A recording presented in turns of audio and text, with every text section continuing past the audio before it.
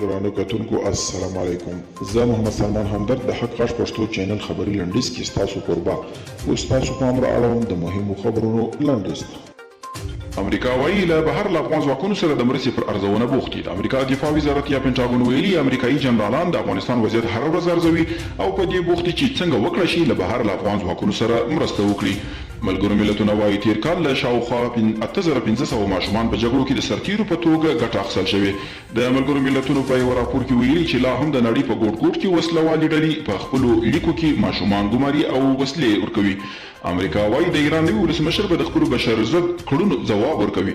د امریکا د بهرنیو چارو وزارت ویان جین ساکي په یو خبري کنفرانس کې د خبرو پر مهال د یوې پوښتنې په ځواب کې ویلي چې ابراهیم رئیسي په ایران کې په غیر قانوني اعدامونو او بشر ضد کړنو تورن دی.